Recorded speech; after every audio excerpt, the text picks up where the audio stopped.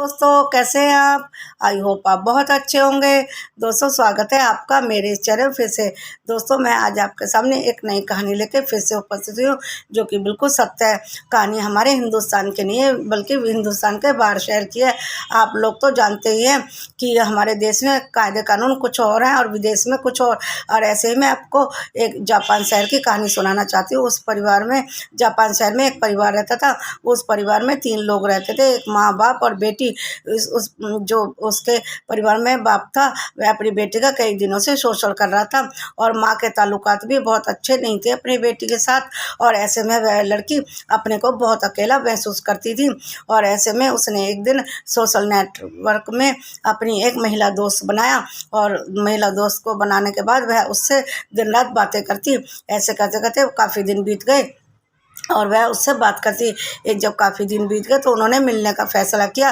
तो उस नेटवर्क वाली फ्रेंड ने उसको अपने घर बुलाया और वह उसके घर चली गई।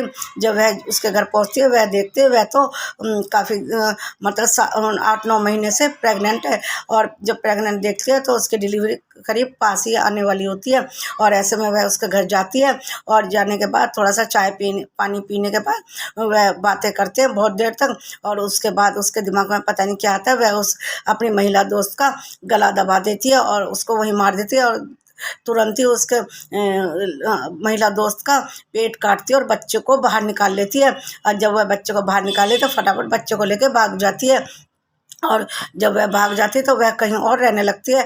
ऐसे में सब लोगों को पता चलता है कि वह जो महिला दोस्त थी उसकी मृत्यु हो गई। और जब शोर शराबा होता है तो पुलिस आ जाती है। पुलिस छानबीन करती है। पहले तो उसका कोई सुराग नहीं मिल पाता। जब वह अपने सोशल नेटवर्क की उसकी आईडी वगैरह खोलते हैं तो उसका पता चल जाता है और उसको फिर पुलिस पकड़ लेती है और फिर उसको फांसी की सज़ा सुनाई जाती है। तो ऐसे में कई लोग उसके जो अपने थे और वह कहते कि उसको फांसी की सज़ा मत दो, क्योंकि वह दिमागी तौर से थोड़ी कमज़ोर थी। और क्योंकि उसके मम्मी पापा उसका शोषण कर रहे थे तो उसका दिमाग कुछ एबनॉर्मल की तरह हो गया था। दिमाग उसका काम नहीं करता था। इसीलिए वहाँ पे उसकी सुनवाई हुई कि उसको छोड़ दिया जाए, लेकिन उसकी कोई भी सुनवाई नहीं हुई और उसको मौत की सज़ा सुना दी गई। हमारे देश में तो फांसी लगाते हैं, लेकिन उस शहर में मौत की सज़ा सुनाते हैं। ऐसे में उसको मौत की सज़ा सुनाई गई। ऐसे करके उसकी मौत की सज़ा सुनाने के बाद बार बार उसकी डेट बदलती जाती। लेकिन जब डेट बदलती तो उसके बाद उसकी जो एक जज था उसने बोला कि काफ़ी दिन इस केस को हो गए हैं, कुछ फैसला होना चाहिए। तो ऐसे में उसको फिर मौत की डेट निश्चित कर दी गई और उसको फांसी की सज़ा तो हमारे देश में होता है, वहाँ पे सिर्फ सुई लगा के उनको मौत की सज़ा देते हैं। और उसको मौत की सज़ा ऐसे दी कि उसको इंजेक्शन लगाया और वह मर गई। दोस्तों ये अपराध उसने क्यों किया? क्योंकि उसके माँ बाप उसका शोषण कर रहे थे काफ़ी दिन से। ऐसे में उसकी दिमागी हालत ख़राब हो गई थी और उसने ऐसा क्यों किया उसको खुद ही नहीं पता। उसे एक बच्चे की ज़रूरत थी।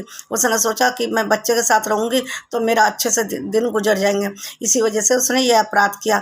लेकिन हम माँ बाप को ये सोचना चाहिए, हमने अपने बच्चों को जन्म दिया लेकिन उसका शोषण करे। और माँ भी उसका बिल्कुल ध्यान नहीं रखती थी।